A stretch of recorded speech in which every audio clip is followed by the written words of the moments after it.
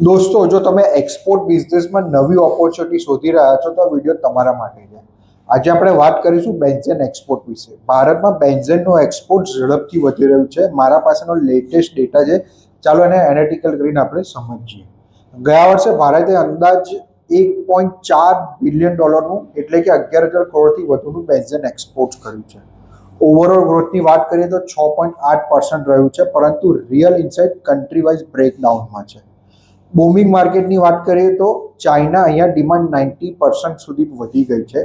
Taiwan અહીંયા 86%નો growth જોવા મળ્યો છે અને નેધરલેન્ડે બધા રેકોર્ડ તોડી કાઢ્યા છે. 586% જેટલો મેસિવ ગ્રોથ જોવા મળ્યો છે.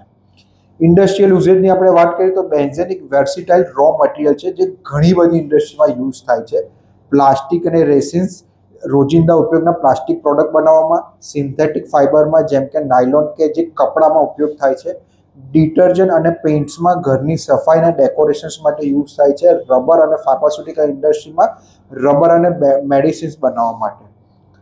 ભારત પાસે વર્લ્ડ ક્લાસ રિફાઇનરી છે જેમ કે રિલાયન્સ અને IOCL જે સરપ્લસ બેન્ઝેન પ્રોડક્ટ કરે છે.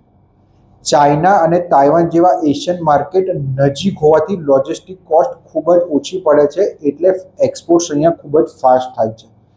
ગ્લોબલ ડિમાન્ડની વાત કરીએ તો કેમિકલ મેન્યુફેક્ચરિંગ શિફ્ટ થઈ રહ્યું છે અને ભારત એ મેજર સપ્લાયર હબ બની રહ્યું છે.